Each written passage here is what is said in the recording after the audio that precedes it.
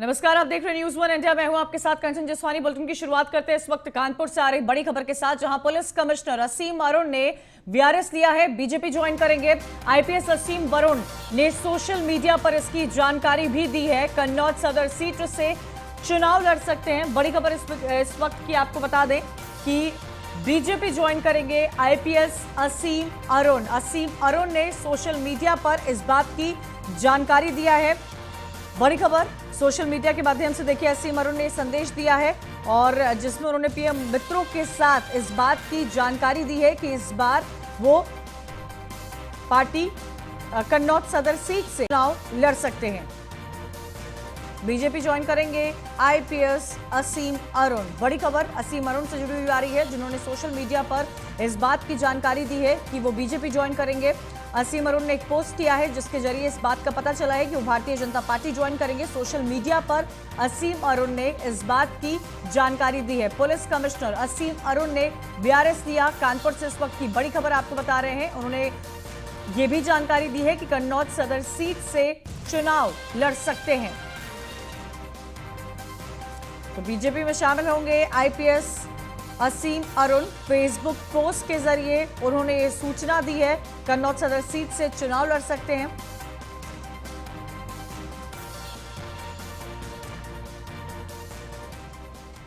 उधर मैनपुरी से सूत्रों के हवाले से बड़ी खबर आ रही है। मैनपुरी की सदर सीट से चुनाव लड़ सकते हैं अखिलेश यादव। 2022 का चुनाव लड़ेंगे अखिलेश यादव। सूत्रों के हवाले से इस वक्त की बड़ी खबर आपको बता दें, पिता मुलायम सिंह यादव के संसदीय क्षेत्र से चुनाव लड़ेंगे अखिलेश यादव। सूत्रों के हवाले से अहम जानकारी मिल पा रही है कि 2022 का चुनाव लड़ सकते हैं अखिलेश यादव। मुलायम सिंह के संसदीय क्षेत्र से मैनपुरी से चुनाव लड़ सकते हैं समाजवादी पार्टी के अध्यक्ष अखिलेश यादव। इस वक्त की बड़ी खबर आपको बता दें, चुनावी तारीखों का ऐलान किया जा चुका है। उत्तर प्रदेश में 7 चरण में चुनाव होने हैं। 10 फरवरी से लेकर 7 मार्च तक यूपी में 7 चरण में चुनाव होने हैं। 10 मार्च 2022 को नतीजे आएंगे। इन सब के बीच अखिलेश यादव की तरफ से ये सूत्रों के हवाले से बड़ी जानकारी मिल पा रही है कि मैनपुरी से चुनाव लड़ सकते हैं। मैनपुरी अखिलेश यादव के पिता मुलायम सिंह यादव की संसदीय सीट रही है, जिसको लेकर यह अहम जानकारी मिल पा रही है। तो देखिए, विधानसभा की चुनाव की तारीखों का ऐलान हो गया है। उत्तर प्रदेश और उत्तराखंड में 10 फरवरी से यूपी में वोटिंग होनी है।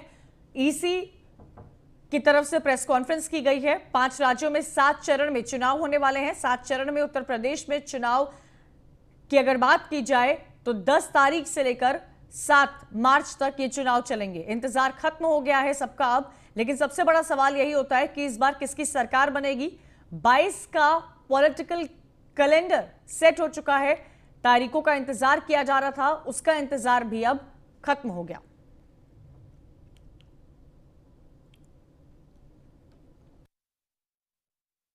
देखिए, पहला तो यह आपने चुनाव बताया कि कैसे यूपी का कैसे 7 फेज में होगा। That map will be given to you.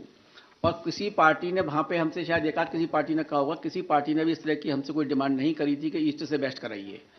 हमने जो पहले किया गया है और हमने इनका बड़ा इक्विटेबल डिस्ट्रीब्यूशन किया है इस बार। जैसे 403 एसीज हैं हमारी, तो हमने बड़ा इक्विटेबल इसको डिस्ट्रीब्यूट किया है, जो कि पहले फेज में 58, सेकेंड फेज में 55, थर्ड फेज में 59, फोर्थ फेज में 60, फिफ्थ फेज में 60, सिक्स फेज में 57, सेवेंथ फेज में 54.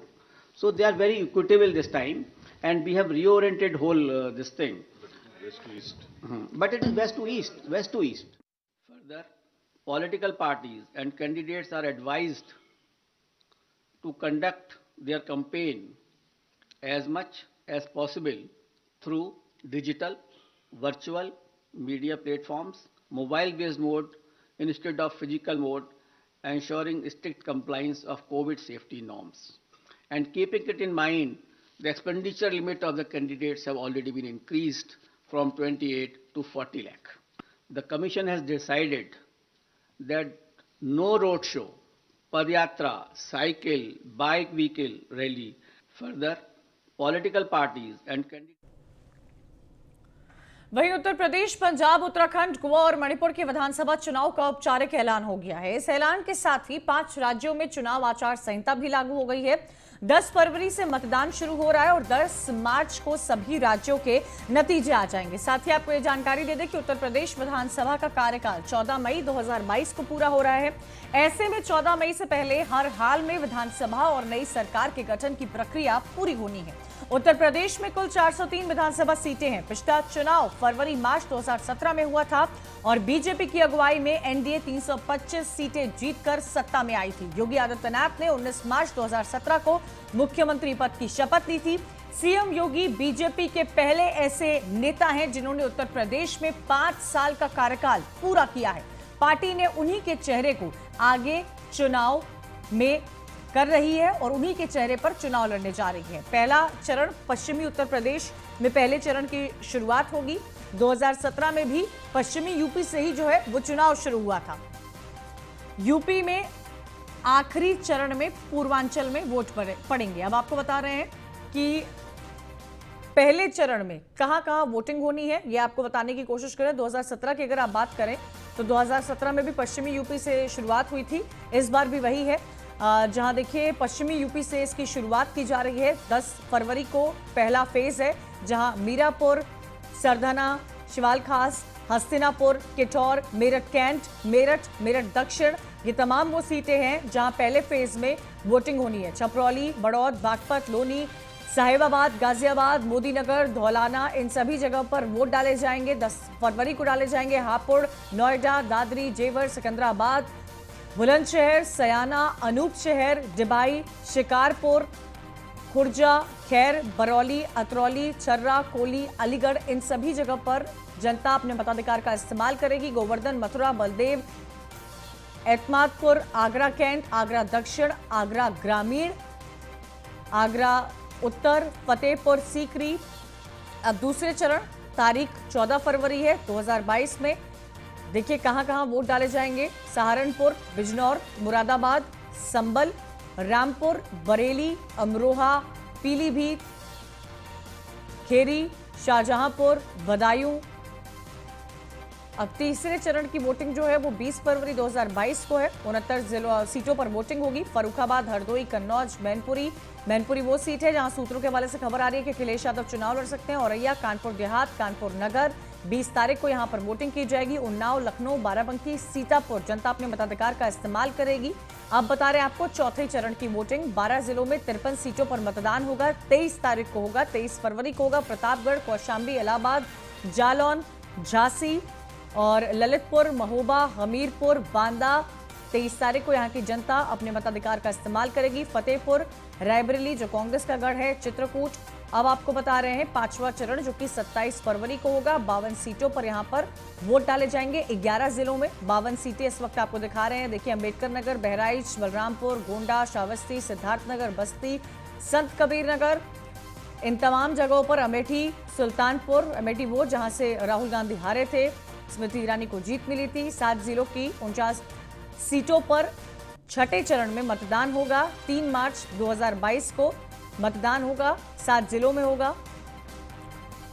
और देखिए 7 चरणों में पूरी उत्तर प्रदेश की इस बार वोटिंग होगी। और छठे चरण में महाराजगंज, कुशीनगर, गोरखपुर, पूर्वांचल की तरफ देख रहे हैं, देवरिया, आजमगढ़, मऊ, बलिया, यहां पर वोटिंग होगी। और वो तमाम सीटें आपको बता रहे हैं। 7वां और आखिरी चरण 7 मार्च 2022 जहां 40 सीटों पर वोट डाले जाएंगे। गाजीपुर, वाराणसी, चंदौली, मिर्जापुर, भदोही, सोनभद्र, जौनपुर, 40 सीटों पर, इसी तरह 7 जिलों की 40 सीटों पर 7 मार्च 2022 को वोट डाले जाएंगे।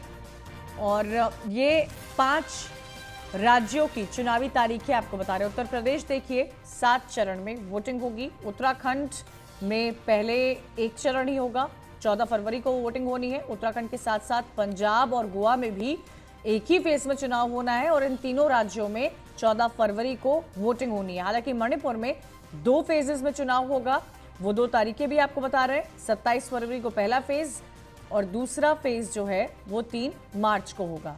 और जो निर्देश यहाँ पर इलेक्शन कमीशन द्वारा दिए गए हैं, 15 जनवरी तक रोक लगा दी गई है। साइकिल, बाइक, पदयात्रा, किसी भी कोई भी फिजिकल रैली पर 15 जनवरी तक रोक लगी है। वर्चुअल रैली के जरिए चुनाव आयोग ने कहा है कि आप चुनाव प्रचार करिए, डोर टू डोर कैंपेन कर सकते हैं, जिसके लिए भी 5 लोगों की ही इजाजत दी गई है।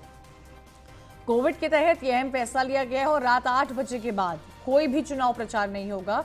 उस पर भी पाबंदियां चुनाव आयोग की तरफ से लगा दी गई है। नुक्कड़ सभा पर भी चुनाव आयोग ने 15 जनवरी तक रोक लगा दी है। कैंपेन में कोविड गाइडलाइंस का पालन करना बेहद जरूरी है और इसी के तहत इतनी सारी गाइडलाइंस जो है वो इलेक्शन कमीशन द्वारा रखी गई हैं। कोविड नियमों के उल्लंघन में कार्रवाई की जाएगी। 15 जनवरी के बाद से कोरोना के हालात की समीक्षा की जाएगी और उसके बाद ये तय किया जाएगा कि इसमें कोई बदलाव किया जा सकता है या नहीं। और 15 ये भी आपको बता दें कि जीत के जश्न पर भी इस वक्त चुनाव आयोग जो है वो रोक लगा चुका है, क्योंकि लगातार कोविड के केसेस बढ़ते जा रहे हैं। 1 लाख से ऊपर केस हो चुके हैं, जिसको देखते हुए चुनाव आयोग की तरफ से यह अहम फैसला लिया गया है। चुनाव की तारीखों के ऐलान पर सीएम योगी ने कहा कि एक बार फिर से बीजेपी की सरकार बनेगी। उन्होंने क्या कुछ कहा है, आइए आपको सुनवाते हैं। चुनाव लोकतंत्र का उत्सव है। भारत निर्वाचन आयोग ने देश के सबसे बड़े राज्य उत्तर प्रदेश समेत 5 राज्यों में विधानसभा चुनावों की घोषणा की है। उत्तर प्रदेश पिछले 5 वर्षों के दौरान प्रधानमंत्री मोदी जी के मार्गदर्शन में, उनके प्रेरणा से बदलाव और विकास की एक नई राह पर चला है। नए भारत के नए उत्तर प्रदेश में लोकतंत्र का ये महापर्व का हम हृदय से स्वागत करते हैं। 10 मार्च 2022 को जब उत्तर प्रदेश विधानसभा चुनाव के परिणाम आएंगे तो भारतीय जनता पार्टी प्रचंड बहुमत के साथ जनता जनार्दन का आशीर्वाद प्राप्त करने में सफल होगी। इसमें कोई संदेह नहीं होना चाहिए। हाँ, कोरोना महामारी के दौरान सतर्कता और सावधानी हम जरूर रखें। सतर्कता और सावधानी से सरकार ने, डबल इंजन की सरकार ने पिछले 5 वर्ष के दौरान प्रदेश की जनता के हितों के लिए, उनके जीवन में परिवर्तन लाने के लिए, गांव, गरीब, किसान, नौजवान, महिलाएं और समाज के प्रत्येक तबके के लिए, उत्तर प्रदेश के समग्र विकास के लिए, उत्तर प्रदेश की बेहतरीन कानून व्यवस्था के लिए जो कुछ भी किया है, इन सभी उपलब्धियों के आधार पर जनता जनार्दन का आशीर्वाद एक बार फिर से भारतीय जनता पार्टी को प्राप्त होगा और प्रचंड बहुमत के साथ भारतीय जनता पार्टी की सरकार उत्तर प्रदेश के अंदर पुनः बनेगी, ये मुझे पूरा विश्वास है। वहीं इस दौरान डिप्टी सीएम केशव प्रसाद मौर्य ने क्या कुछ कहा है, आइए सुनवाते हैं आपको। भारतीय जनता पार्टी चुनाव की घोषणा का स्वागत करती है। यह चुनाव की प्रतीक्षा प्रदेश की जनता को भी थी, भाजपा को भी थी, भाजपा के एक कार्यकर्ता को भी थी, हर राजनीतिक दल से जो भी जुड़ा हुआ है उसको भी थी। आज चुनाव आयोग ने तिथियों की घोषणा कर दी है। 7 मार्च को अंतिम चरण का मतदान संपन्न हो जाएगा और 10 मार्च को वोटों की गिनती हो जाएगी। और 10 मार्च को मैं मानता हूं कि 11 बजे तक, चूँकि आजकल ईवीएम से चूँकि मतदान होता है तो 11 बजे तक पूरा संकेत लगभग आ जाता है। तो 10 मार्च को 11 बजे समाजवादी पार्टी का जनता 12 बजा देगी और फिर से कमल खिला देगी। फिर से गुंडागर्दी, दंगा, जमीन पर कब्जा, मकान पर कब्जा, दुकान पे कब्जा, विकास कार्यों में भ्रष्टाचार, इस पे लगाम सदा सदा के लिए लगा देगी। और इसी के लिए हर 5 वर्ष में जब चुनाव होते हैं, जनता की अदालत में राजनीतिक दल के लोगों को जाना होता है, तो हम लोग उसके जाने के लिए तैयार थे। और मैं ये कह सकता हूं कि सपा, बसपा, कांग्रेस तीनों मिलकर के लड़ेंगे तो भी शतक नहीं बना पाएंगे। सर, लेकिन आपने कहा 10 मार्च को आप सरकार बना रहे हैं, लेकिन उधर अखिलेश यादव ने कहा है कि 10 मार्च आ रहे हैं अखिलेश, उनकी तरफ से ट्विटर हैंडल से भी सोशल मीडिया पे मैंने बता दिया ना, 10 मार्च को 11 बजे समाजवादी पार्टी और श्री अखिलेश यादव जी और जितने उनके गुंडे अपराधी उनके 12 बजना शुरू हो जाएंगे। चुनाव उत्तर प्रदेश विधानसभा चुनाव 2022 की तारीखों का ऐलान हो गया है। यूपी में 7 चरण में चुनाव होंगे। यूपी विधानसभा चुनाव को लेकर यूपी बीजेपी के प्रदेश अध्यक्ष स्वतंत्र देव सिंह ने न्यूज 1 इंडिया के संवाददाता एसके वाजपेयी से खास बातचीत की है। आइए आपको सुनवाते हैं। हमारे साथ हैं बीजेपी प्रदेश अध्यक्ष स्वतंत्र देव सिंह। अध्यक्ष जी, जिस तरीके से आज चुनाव तारीखों का ऐलान हुआ है, उत्तर प्रदेश में 7 चरणों में चुनाव होगा, लेकिन बड़ी बात यह है कि रैली नहीं होगी, किस तरीके से देखते हैं? मैं चुनाव आयोग की घोषणा का हृदय से स्वागत, अभिनंदन करता हूं और जनता से अपील करता हूं कि इस चुनाव में चढ़ बढ़कर हिस्सा लें, भाग लें और वोटिंग करेंगे। ये चुनाव कामदार और नामदार के बीच में है। ईमानदार और भ्रष्टाचार के खिलाफ चुनाव है। हम संगठन सरकार के अपनी संगठन और सरकार ने जो काम किया है, राज्य और केंद्र सरकार आदि मोदी जी के नेतृत्व में, योगी जी के नेतृत्व में, डबल इंजन की सरकार जनता के बीच में जो काम किया है वो हम काम लेकर जाएंगे जनता का आशीर्वाद लेने के लिए, और पुनः मैं सत्ता में आऊंगा। बीजेपी अकाउंट से एक ट्वीट हुआ है यूपी बीजेपी से कि भगवाधारी 10 तारीख को आ रहे हैं। अखिलेश यादव ने प्रेस कॉन्फ्रेंस की, वो कह रहे हैं कि वो आ रहे हैं। क्या मानते हैं? और सीटों के दावे भी अलग अलग हैं, किस तरीके से देखते हैं? देखिए, अखिलेश यादव क्यों आ रहे हैं? क्या बुलडोजर चलाने आ रहे हैं? क्या जिन्ना का मूर्ति लगवाने आ रहे हैं? मंदिर का निर्माण रोकने आ रहे हैं? गरीबों को जो लाभ मिला है उस पर बुलडोजर आप चलवाएंगे? और गुंडों को जेल से छुड़वाने आ रहे हैं? और किस लिए आ रहे हैं आप? आपका सत्ता लोगों ने देखा है, आपकी गुंडागर्दी देखा है, आपका भ्रष्टाचार देखा है। यहाँ ट्रांसफर उद्योग चलते थे, गुंडों को खुला छूट रहता, अराजकता था, ना कानून का राज था। तो आज आदरणीय मोदी जी के और योगी जी के नेतृत्व में आज कानून का राज है राज्य के अंदर। एक ईमानदार नेतृत्व हमारे पास है, मुख्यमंत्री योगी आदरणीय योगी आदित्यनाथ जी। कोरोना जैसे महामारी में टीकाकरण भी होता है और फ्री में अन्न भी मिलता है लोगों को, और सभी को सम्मान मिल रहा है। आज सांप भी काट ले, बिजली का करंट लगे, तुरंत 5 लाख पहुँच, 1 रुपये का रिश्वत नहीं है। पहले गरीबों को कुछ मिलता ही नहीं था। आज गैस का कनेक्शन, आयुष्मान का कार्ड है, छत है, बेटियों की शादी करने की जिम्मेदारी आदरणीय योगी जी, सभी का सम्मान है। इसलिए क्यों आएंगे? सत्ता आदरणीय योगी जी की बनेगी और राज्य में फिर गरीबों का कल्याण होगा, खुशहाली होगी। 2022 के चुनाव में क्या मुद्दा होगा? जैसा कि आयोग ने भी आज अपनी प्रेस कॉन्फ्रेंस में साफ किया है कि इस बार कहीं भी कोई हेट स्पीच नहीं होगी। तो क्या माना जाए, मुद्दे क्या होंगे? राष्ट्रवाद होगा, हिंदुत्व होगा या विकास? नहीं, विकास के नाम पर चुनाव लड़ेंगे। मेरा एजेंडा है राष्ट्रवाद और विकासवाद। राष्ट्रवाद का मतलब पूरी दुनिया शांति के मार्ग पर चले। भारत माँ हमारी नेतृत्व करे पूरी दुनिया का, यानी पूरी दुनिया के अंदर योगा हो, शांति हो, वृक्षारोपण हो, यानी स्वस्थ आसमान हो, स्वस्थ धरती हो और हवा भी स्वस्थ रहे, और सभी पूरी दुनिया आतंकवाद से मुक्त हो, गुंडागर्दी से मुक्त हो, और एक शांति के मार्ग पर लोग आगे बढ़े। यही तो राष्ट्रवाद है। दूसरा, पंक्ति के अंतिम व्यक्ति का मान हो, सम्मान हो, भरपेट भोजन हो। इसीलिए देश का प्रधान सेवक धरती पर उतरकर मजदूरों के साथ भोजन करता है, स्वच्छता कर्मियों को पैर धोता है, और एक गरीब के लिए आवश्यकता क्या है, मूलभूत आवश्यकता क्या है, यानी पक्का मकान, प्रधानमंत्री आवास उनको मिलता है, शौचालय मिलता है, आयुष्मान का कार्ड मिलता है, बिजली का कनेक्शन मिलता है, और उसको किसानों के लिए किसान सम्मान निधि मिलता है। जब क्रय का समय आता है तो क्रय केंद्र खुलता है, यानी उसके सॉयल हेल्थ कार्ड भी मिलता है, उसको संपत्ति का विवरण का एक उसको वह भी मिलता है, प्रमाण पत्र मिलता है, क्योंकि उस पर लोन ले सके, आपस में लड़ाइयाँ ना हो। यानी एक गांव खुशहाल कैसे रहे, गरीब खुशहाल रहे, उस गांव की पूरी चिंता आदरणीय मोदी जी करते हैं, आदरणीय योगी जी चिंता कर। बनटांगिया, मुसर, थारू जैसे लोगों का राजस्व ग्राम में नहीं आते थे, आज उनको पक्का मकान मिल रहा है। तो गरीब के खुशहाली के लिए हम लोग राजनीति करते हैं। उत्तर प्रदेश में किसको मानते हैं जो बीजेपी के खिलाफ जिसका चुनाव होगा, मतलब अपना प्रतिपक्ष किसको मानना है? देखिए, मैं तो सपा बसपा कांग्रेस को सभी को मैं मानता हूँ। युद्ध में लड़ाई तो लड़ाई होती है, युद्ध है, हाँ लड़ाई तो होगी, यानी फिर भी हमारी लड़ाई किसी से नहीं है। सत्ता में हम आएंगे, सरकार हम बनाएंगे, आदरणीय योगी जी के नेतृत्व में चुनाव होगा, सरकार हम बनाएंगे। आयोग ने कहा कि वर्चुअल माध्यम, डिजिटल माध्यम का प्रयोग करेंगे। अखिलेश यादव ने आज प्रेस कॉन्फ्रेंस में कहा कि बीजेपी डिजिटल माध्यम से उनकी छवि को खराब कर रही है। तो क्या माना जाए? और ये भी कहा कि वो उतने स्ट्रांग नहीं है, जो छोटी पार्टियां उनको फंड मिलना चाहिए। नहीं, अखिलेश यादव को कौन रोका था? जो सपा शासन भ्रष्टाचार का राज्य को लोगों ने लूटा है। आपको कोरोना महामारी में डिजिटल करने में क्या प्रॉब्लम थी? आप तो पढ़े लिखे हैं, अपने को कहते हैं, तो आपको करने में क्या थी? कार्यकर्ताओं को उत्साहित करने में क्या प्रॉब्लम था? सपा के सब लोग निकल कर गरीबों मजदूरों को, प्रवासी को भोजन और जलपान करवाते, लेकिन एक नहीं निकला, न स्वयं निकले न कोई निकला। भारतीय जनता पार्टी का साधारण से साधारण कार्यकर्ता घर से 5 पैकेट 10 पैकेट भोजन लेकर घर से निकला, वो प्रवासी मजदूरों को बांटा और खवाए।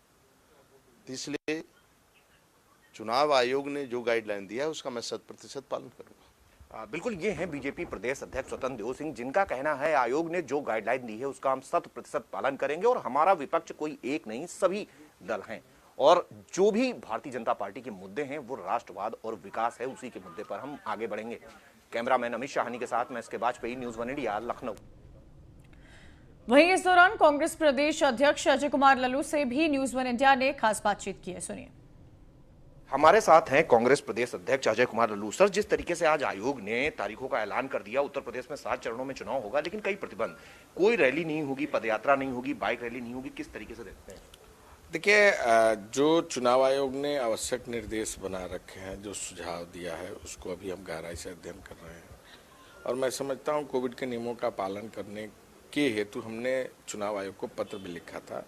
हमारी पूरी तैयारी और प्रयास है कि डोर टू डोर कैंपेन को ज़्यादा से ज़्यादा जोड़ दें, छोटी छोटे टीम बनाएं और हमें भरोसा है कि जो उत्तर प्रदेश की बुनियादी सवाल हैं, किसान, नौजवान, गांव, गरीब, इन विषयों और मुद्दों को लेकर हम जनता के बीच में जाएंगे और हमें भरोसा है कि उत्तर प्रदेश में कांग्रेस पार्टी की सरकार बनेगी। क्या माना जाए उत्तर प्रदेश में कांग्रेस का फेस कौन होगा अगर मुख्यमंत्री की बात करें? देखिए, ये तो राष्ट्रीय नेतृत्व तय करना है और उन्हीं को तय करने दीजिए। फिर भी अगर हम उत्तर प्रदेश में देखें तो अगर लगातार अखिलेश यादव एक मांग कर रहे हैं कि जो डिजिटल प्लेटफॉर्म है, बहुत छोटी पार्टियां हैं जिनके पास उतनी व्यवस्था नहीं है, आयोग उनकी व्यवस्था करे। देखिए, ये थोड़ी चुनौतियां हैं, लेकिन देखेंगे। चूंकि लोगों के जान जीवन की रक्षा करना भी हमारी जिम्मेदारी है, तो दोनों को देखने के बाद आगे बढ़ते हैं। बिल्कुल, ये हैं कांग्रेस प्रदेश अध्यक्ष अजय कुमार लल्लू, जिनका कहना है कि हम डिजिटल प्लेटफॉर्म से लोगों के बीच जाएंगे, अपनी बात रखेंगे, रोजगार और महंगाई जैसे मुद्दे हैं उनको लेकर हम जनता के बीच जाएंगे और डिजिटल माध्यम से अपनी बात रखते हुए 2022 में बेहतर परफॉर्मेंस देंगे। कैमरामैन अमित शाहानी के साथ मैं इसके Vajpayee, news one India, Lucknow. वहीं चुनाव की तारीखों के ऐलान पर पूर्व सीएम और सपा अध्यक्ष अखिलेश यादव ने क्या कुछ कहा है, वो भी सुनिए। इलेक्शन कमीशन ने जो शर्तें रखी, उनका शर्तों का पालन होगा और अगर वो डोर टू डोर कम लोगों के साथ और जो नियम बने उनका पालन करते हुए प्रचार करना होगा तो प्रचार करेंगे। ये इलेक्शन कमीशन को सख्ती सरकार के लिए रखनी चाहिए, क्योंकि सरकार यहाँ पर मनमानी करेगी। पिछले चुनाव में भी मैंने देखा कि किसी भी नियम को इस सरकार ने नहीं माना। इसलिए इलेक्शन कमीशन कम से कम ये निगरानी रखे कि सरकार में बैठे लोग उनके नियमों का पालन करें, क्योंकि ये पहली बार ऐसा हो रहा है कि कोविड के समय पर इलेक्शन हो रहा है और इलेक्शन कमीशन भी तमाम नियमों को और तमाम नियम बनाए हैं। मेडिकल ऑफिसर्स, नोडल ऑफिसर्स बनाए गए हैं, डिस्ट्रिक्ट और अन्य जगह पर मेडिकल ऑफिसर भी नोडल ऑफिसर्स हैं। तो कहीं ना कहीं आशंका इस बात की भी है कि कोविड होगा या कोविड फैलेगा, और अगर वर्चुअल रैली के लिए हम जाएंगे तो उन पार्टियों के लिए कहीं ना कहीं इलेक्शन कमीशन को सोचना चाहिए। जिन पॉलिटिकल पार्टीज़ के पास, जिन पॉलिटिकल पार्टीज़ के वर्कर्स के पास अगर कोई इंफ्रास्ट्रक्चर नहीं है, वर्चुअल रैली के लिए तमाम चीज़ें नहीं है, तो आखिरकार वो कैसे करेंगे? आचार संहिता लागू होते ही बैनर पोस्टर हटने शुरू हो चुके हैं। लखनऊ में बैनर पोस्टर्स हटाए गए हैं।